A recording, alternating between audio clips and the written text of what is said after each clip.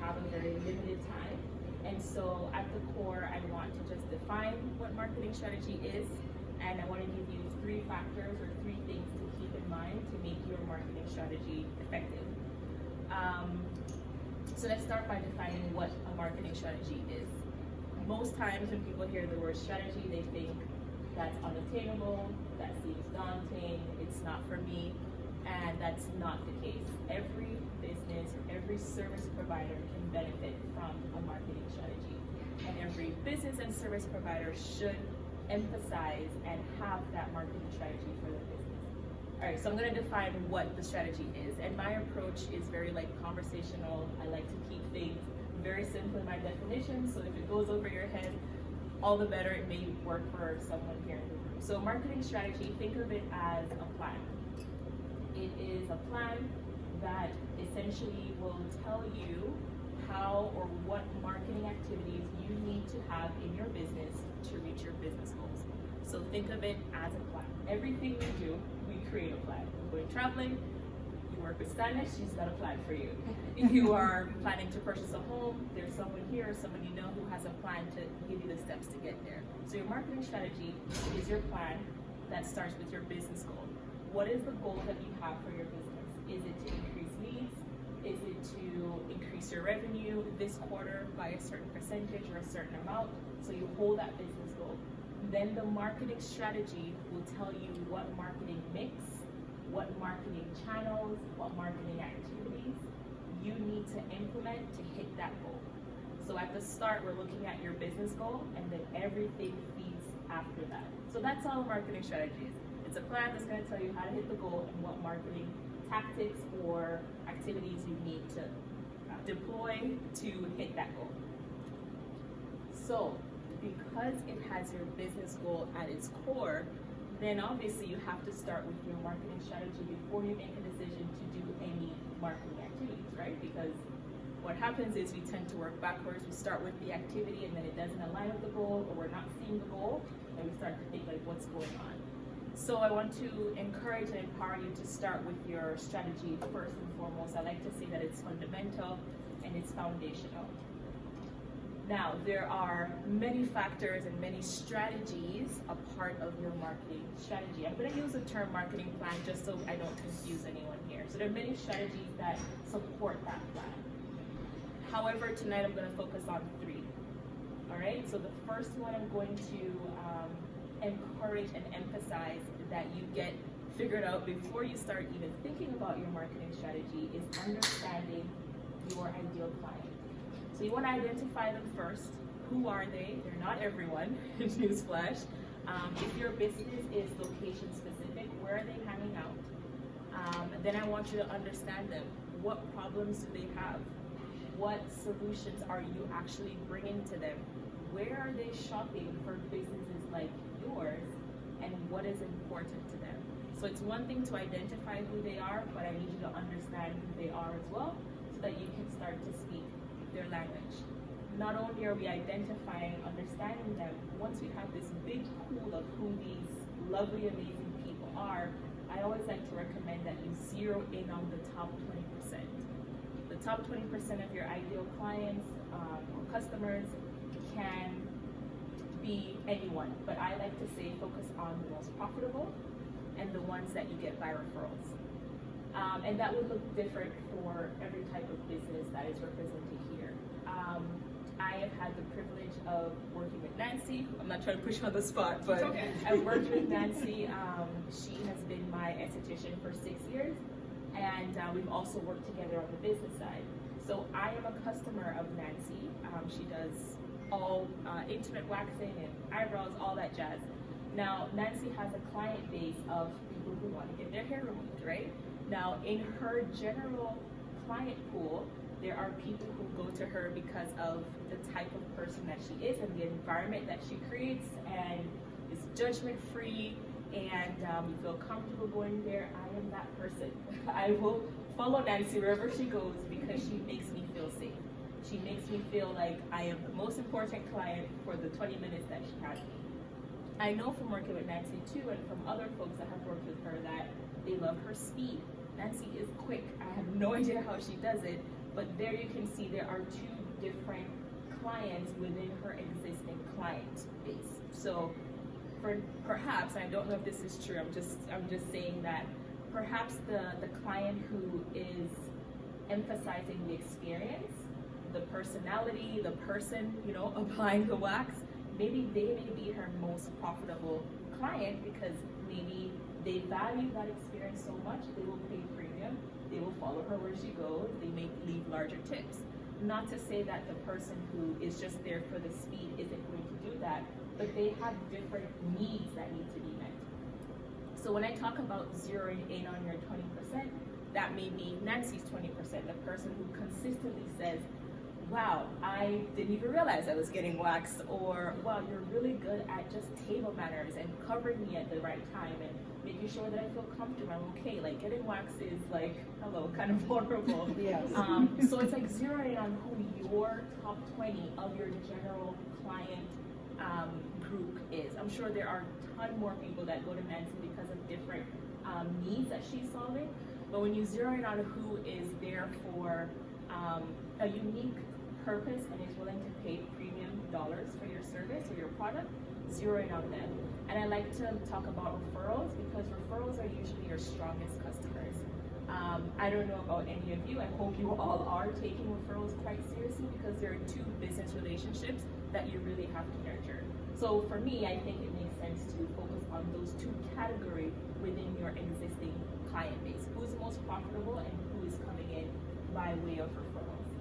All right, so that's the first factor, understanding your client, first identifying them, then understanding them. Factor number one. Factor number two is creating a promise that solves a real problem. So because we know who we're talking to, we understand their pain points, we understand where they're shopping, we understand where they want to find businesses like yours. The second point is creating that promise that solves a real problem so that when they come in contact with your brand or with your company, again, they're seeing that, okay, this is the consistency, this person understands me. I'm going to try to use an example here. So in my business, I focus on marketing strategy, and a business can use that strategy and take it to their marketing professional to have it executed. That could be a web developer, a content creator, social media expert, etc. Because I'm in the business of just doing marketing strategy, I already understand that one of the problems business owners have is feeling like their strategy is customizable to their business. So in my core message or my brand promise, it is custom marketing strategy, because I get that everyone wants their marketing to feel intentional for their business. Then the other part of my message is real results, because at the end of the day, you're paying me or a marketing professional for that custom strategy that will again get the result, which is the business goal we talked about earlier. So craft a message, craft a brand promise that is going to solve a real problem. I like to work with businesses who have been in operation for 2+ years because you already have the data on what that promise is that you're bringing to the marketplace. How? Reviews. Look at your reviews, talk to your existing customers, listen to the things they say when they leave. Wow, I can't believe that was so quick, or wow, I can't believe you really get where I'm coming from, or wow, I can't believe you're so proactive in your approach to accounting. So it's talking with them and using your existing client base as your data, your gold mine. One little trick I have for that is if you have anywhere from 20 to 25 reviews, you can take those reviews, you can put it in ChatGPT, give a little description to ChatGPT about what your business is, who you are, and then ask it to identify 3 themes to help you determine what your value, what your brand promise can come from. Now, we're not using ChatGPT to write that for us. We're just using it to give us a launching pad, a starting point. So if the first 3 themes that come back is personable or professional or adaptable, then you already know what your existing customers are saying about your brand, and that just makes it a little bit easier to create that brand promise. So first one, identify and understand your client. The second one was to create or craft or develop a core message that identifies a problem but also shows that in the result, like promise to solve that problem. And then the final one, and probably The most crucial actually is creating a customer experience using the customer journey. And this is what Tracy had hinted to earlier. So I use a methodology called the Marketing Hourglass. It was developed by Duct Tape Marketing Network. I am certified with them as a fractional CMO. And so our customer journey stage is know, like, trust, know, like, try, trust, buy, repeat, and refer. So I'm going to scale it back a little bit. What is the customer journey? For anyone who might not understand. So the customer journey is the understanding that when a person comes in contact with your business for the first time, they're not necessarily going to buy on the first time they come in contact with your business. They need to be guided along the various stages to feel like, again, you really understand who they are and you can deliver on what you're promising. So the customer journey that I follow is that a business comes in contact with you for the first time. That's the know phase. That's the awareness. Maybe it was a Google ad. Maybe it was a referral. Perhaps they were walking by your location and saw, your business. So that's just the awareness phase. The like phase is where they're really filling out if they like you or not. This is as plain as I can put it. Do they like you? What are the factors that go into that? What maybe the colors you choose for your brand. Some colors you just don't do red depending on the type of brand that you have. Certain colors just don't work with certain businesses that you are presenting to the marketplace. So what are you doing to make them feel like they like you? Are you consistent? Are you showing your face on your website? Little subtle things like that again varies by business to business. Then there is the try. Is that the next? No.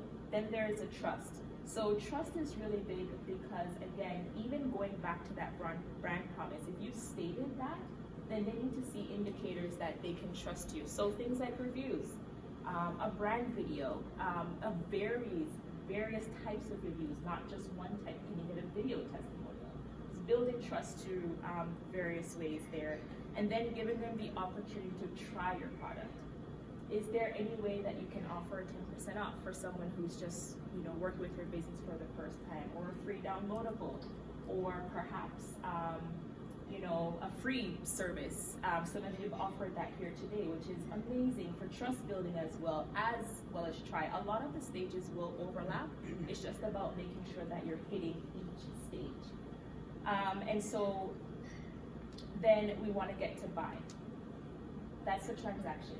But it doesn't end there, and that transaction is important as well. A lot of people, when they invest right with you, they tend to have buyer's remorse. I know, and it's not because of anything that you have done as a business owner, it's just the self-doubt that kicks in. I have had it, I've spent 6 to 8 months researching a company before I work with them. And still, the minute I hit pay, I'm just like, oh God. What am I going to tell Peter if this doesn't work out?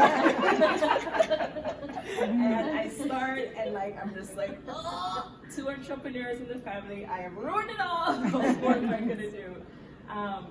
But you know what? The best businesses kind of bring me all the way back down. And so I want to encourage you to do the same. Sometimes it's what comes after that transaction. Something that I like to do, and this is again from recent data that I have worked with individuals, I've always heard that, not to toot my own horn or anything, but I've always heard that people get a sense that I genuinely care about their brand. So every time someone spends with me, I always have that message, thank you for trusting me with your brand. Because I get the business, I have built businesses before, and so that's me trying to get that customer to see that I value that you spent money with me and I've got you. Thank you for that trust. Something else that you can do is send a gift. That's a big one. Send them a gift to let them know that, okay, you've invested in me. I am aware of that. Thank you. But make that buying process seamless. Try to allay the fears as best as you can. And then we want to do what we can to make them repeat customers. That may be incentivizing them for working with your business. Giving them perks for, there's some businesses that after 5 sessions or the first time you attend a webinar, the next time it's, 10% off, etc. You really want to support the customer again throughout the whole journey, and don't assume that once they buy, you don't have to take care of them anymore. Then, because I spoke earlier about that top 20% and referrals being a core piece of that, make your customers your ambassadors. So find a way to have built in a natural referral system to, again, get them to want to spread that you are solving a unique need and that you are trusted and that you are good at what you do.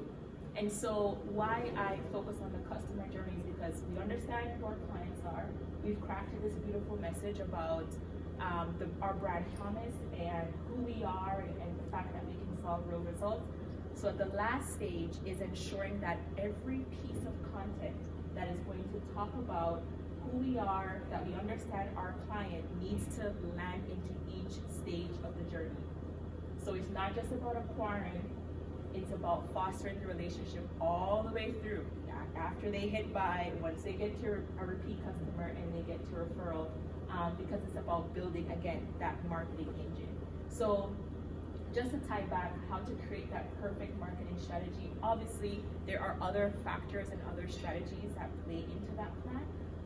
But I find that my approach, my first 3 steps is usually understanding who the clients are, making sure that the message sticks, that it's consistent, that your customers know that that's what you are there for, and then making sure that you have content to support those clients along every piece of the customer journey. So that's my spiel.